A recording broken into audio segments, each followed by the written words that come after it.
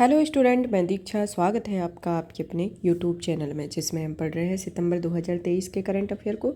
इस current affair श्रृंखला के अंतर्गत आज का हमारा टॉपिक है सिक्योरिटी, जिसमें अभी तक हमने 3 मेजर टॉपिक भारत की राज्य व्यवस्था एवं शासन के संदर्भ में पढ़ा, आईआर के संदर्भ में पढ़ा। आईआर के साथ साथ हमने इकोनॉमी से रिलेटेड टॉपिक को कवर अप किया हुआ है।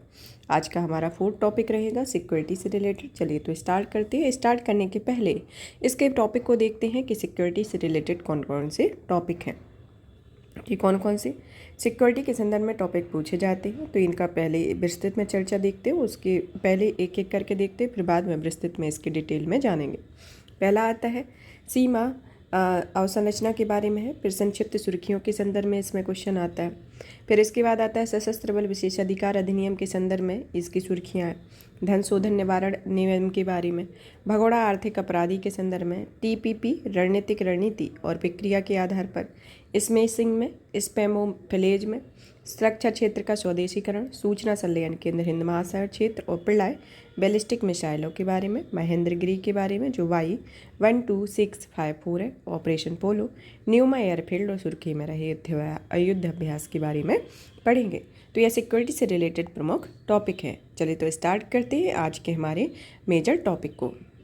इसके अंतर्गत पहला आता है सीमा और संरचना या बॉर्डर इंफ्रास्ट्रक्चर। तो जानते हैं कि हाल ही में रक्षा मंत्री ने सीमा सुरक्षा संगठन की अवसंरचना संबंधी 90 परियोजनाएं राष्ट्र को समर्पित की हैं। इसके अंतर्गत बीआरओ देश की सीमावर्ती अवसंरचनाओं को मजबूत करने के लिए एक सांविधिक निकाय बना हुआ है। आप जानते हैं कि इस परियोजना से संबंधित तथ्यों के बारे में, जिसमें ये परियोजना भारत के 11 राज्यों और केंद्र शासित प्रदेशों के सीमावर्ती क्षेत्रों में निर्मित की गई है। फिर आता है सीमावर्ती क्षेत्रों की अवसंरचना संबंधी विकास परियोजनाओं में हवाई अड्डे, सुरंगें, हर मौसम के लिए अनुकूल सड़कें, बाड़ लगाना और नई रेलवे लाइन बिछाना आदि इसके अंतर्गत शामिल है। तो इसके अंतर्गत ये प्रमुख तथ्य आते हैं। आप जानते हैं कि सीमा अवसंरचना को मजबूत करने की आखिर आवश्यकता क्यों पड़ी। तो इसके बारे में जानते हैं कि सीमावर्ती गांवों की अवसंरचना विकास और आजीविका को बढ़ाने के लिए, सीमा पार आतंकवाद और घुसपैठ को निपटने के लिए, वामपंथी उग्रवादियों को विदेशों से भारत में अपनी गतिविधियों को अंजाम देने, अलगाववादियों से निपटने के लिए, शत्रु देशों की सेनाओं को सीमा पर आक्रामकता पर नजर रखने के लिए और नशीले पदार्थों और हथियारों की तस्करी को रोकने के लिए, सीमावर्ती क्षेत्रों में हर मौसम में कनेक्टिविटी प्रदान करने के लिए और सैनिकों की त्वरित आवाजाही और आपूर्ति श्रृंखला को बाधा रहित बनाने के लिए इसके प्रमुख है। यह सीमा अवसंरचना को मजबूत करने की इसके अंतर्गत यह आवश्यकता रही है। चलिए तो इसके संदर्भ में इसकी प्रमुख चुनौतियों के बारे में जानते हैं कि कौन कौन सी चुनौतियाँ आएंगी। जब किसी कार्य को शुरू किया जाएगा तो उसके समक्ष चुनौतियाँ भी पैदा होती हैं। तो उन चुनौतियों के संदर्भ में जानते हैं कि दुर्गम स्थलाकृति के संदर्भ में देखते हैं कि भारत अंतर्राष्ट्रीय सीमा के पास भूभाग, दलदली भूमि, लवणीय क्षेत्र, रेगिस्तान, घाटियों, नदियों, जंगलों आदि से घिरा हुआ है। भारत के पड़ोसी देशों की राजनीतिक मुख्य चुनौती में देखते हैं कि यह उदाहरण के रूप पर पाकिस्तान आता है, जिसके चलते पड़ोसी देशों में बड़े पैमाने पर पलायन जैसी समस्या का सामना करना पड़ सकता है। गृह मंत्रालय और रक्षा मंत्रालय से कई मंत्रालयों के बीच आपसी समन्वय की कमी के कारण सीमावर्ती क्षेत्रों में अवसंरचनाओं के निर्माण में देरी होती है। कट्टरपंथ के लिए संभावित हॉटस्पॉट का होने के निम्न आर्थिक विकास का सामना कर रहे सीमावर्ती क्षेत्रों में प्रायः आवश्यक संरचनाओं की कमी होती है और इससे भी कट्टरपंथ के लिए संभावित हॉटस्पॉट के बनने के प्रति अधिक संवेदनशील हो जाती है। जैसे उदाहरण के लिए भारत में पूर्वोत्तर में स्थित राज्य निर्जातीय संघर्षों और क्षेत्रीय अलगाववादी ताकतों से जूझ रहे हो, इससे सीमा पर अवसंरचनात्मक विकास में काफ़ी कठिनाई होता है। खुली सीमाएं होने के संदर्भ में देखते हैं से अवैध तस्करी, मानव दुर्व्यवहार, नशीली दवाओं, हथियारों, अन्य वस्तुओं की तस्करी और सीमावर्ती क्षेत्रों में घुसपैठ जैसी आपराधिक गतिविधियों को बढ़ावा मिलता है। पर्यावरणीय चिंता के संदर्भ में देखा जाए कि पारिस्थितिक रूप से संवेदनशील सीमावर्ती क्षेत्रों में बड़ी अवसंरचनात्मक परियोजनाओं के निर्माण से उस क्षेत्र की जैव विविधता को गंभीर नुकसान पहुंच सकता है और वर्तमान में नियंत्रण रेखा के 100 किलोमीटर के दायरे के भीतर सभी राजमार्ग परियोजनाओं को पर्यावरणीय मंजूरी प्राप्त करने में छूट दी गई है। इसके संदर्भ में आता है। अब आता है इसमें धन के कम उपयोग के संदर्भ में भी इसमें यह चुनौती रही है।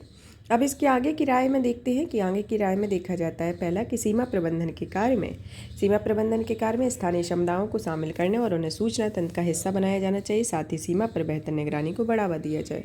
दूसरा आता है कि खुली सीमाओं की इंटर बॉर्डर आउटपुट पोस्ट के बीच की दूरी को कम किया जाना चाहिए ताकि अवैध तस्करी, माल अवैध व्यापार, जाली मुद्रा के जोखिम को कम किया जाए। सीमावर्ती क्षेत्रों में जहां संभव हो lidar, laser fencing, flood lighting, CCTV, drone निगरानी और प्रौद्योगिकी का उपयोग करना चाहिए, जिसके साथ ही प्रत्येक सीमावर्ती राज्यों में सीमा सुरक्षा ग्रिड बनाया जा सकना चाहिए।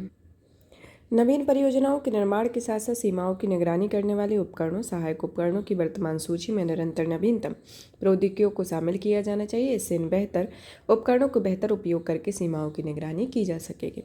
सीमावर्ती अवसंरचनाओं से जुड़ी परियोजनाओं में निजी क्षेत्र की भागीदारी को प्रोत्साहित किया जाना चाहिए। साथ ही तकनीकी अपग्रेडेशन तथा इलेक्ट्रॉनिक और निगरानी उपकरणों के अनुसंधान एवं विकास और उनके रखरखाव के मामले में निजी क्षेत्र की क्षमताओं का उपयोग किया जा सकता है। अब आता है सीमावर्ती क्षेत्रों में अवसंरचनात्मक विकास को बढ़ावा देने के लिए सरकार द्वारा की गई पहलों के संदर्भ में जानते हैं, जिसमें पहले नंबर पर आती है वाइब्रेंट विलेज प्रोग्राम।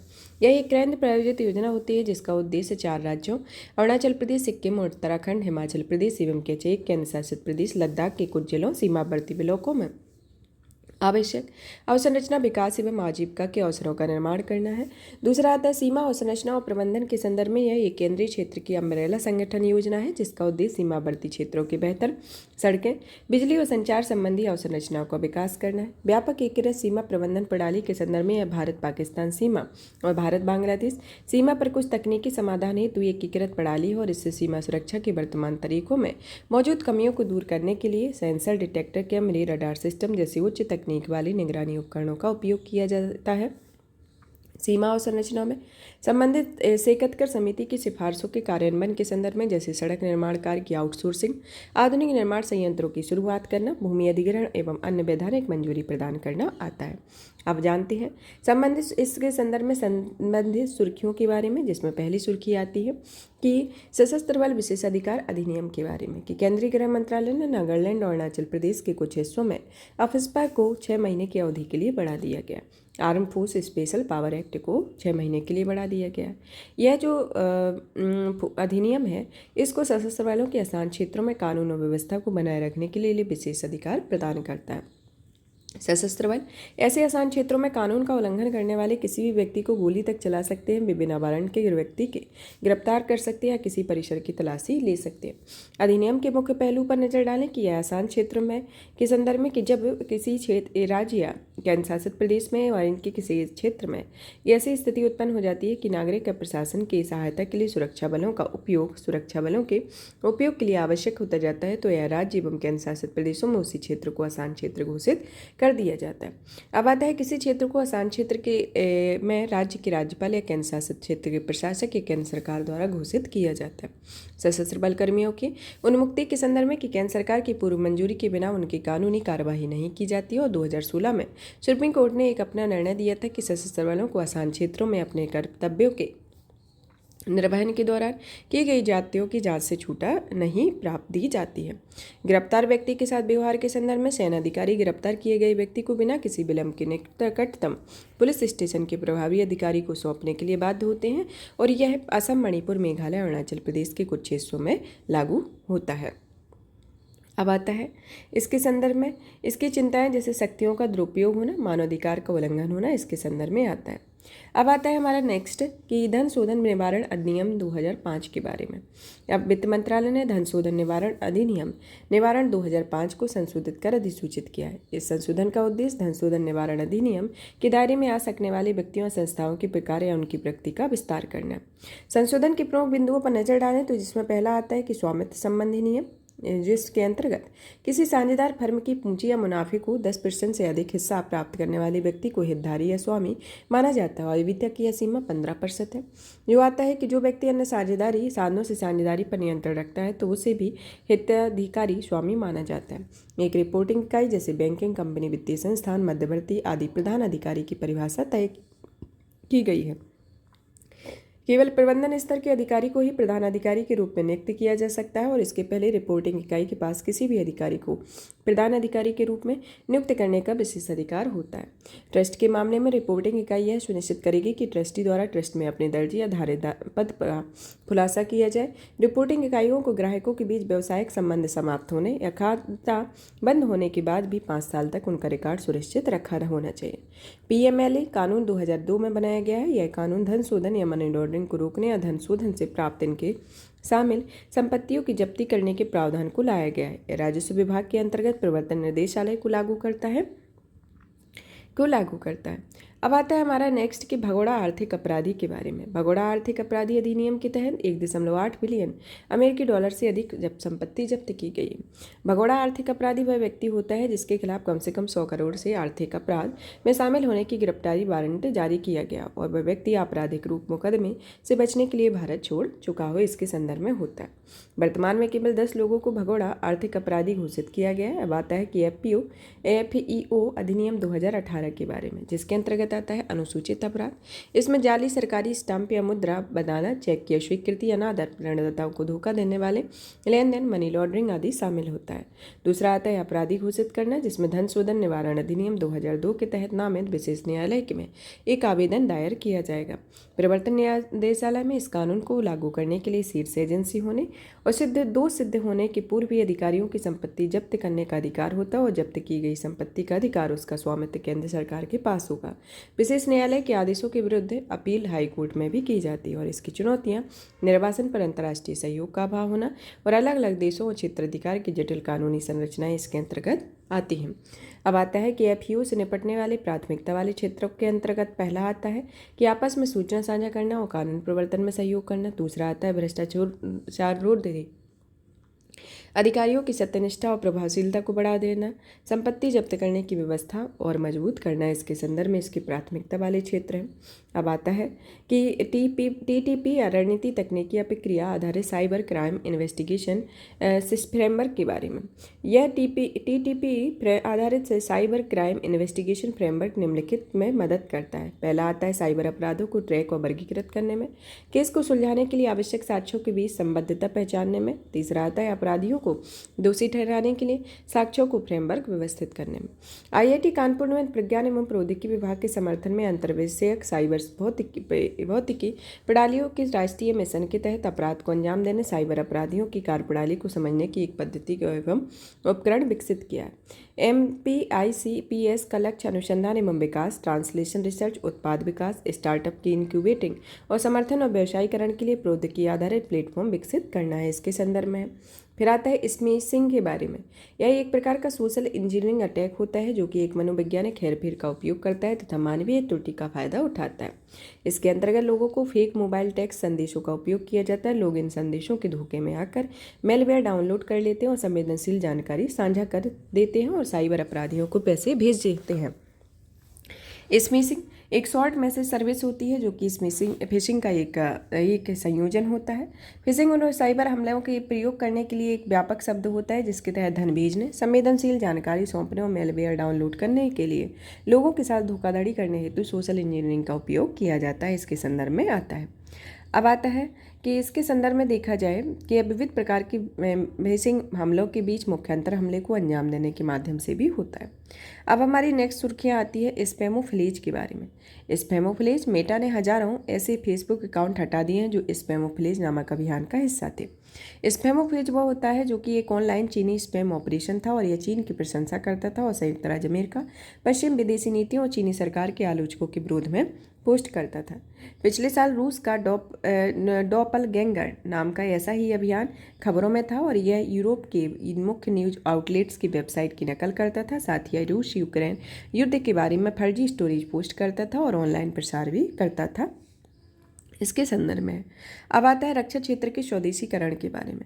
रक्षा अधिकरण परिषद ने सशस्त्र बलों की प्रचालन क्षमताओं में वृद्धि करने के लिए 4800 करोड़ रुपए का प्रस्ताव को मंजूरी दी है।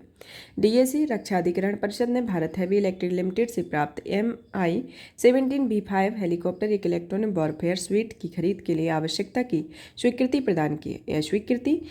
यह जो स्वीकृति है, इस स्वीकृति को इस श्रेणी के भारतीय IDDM श्रेणी के तहत दी गई है।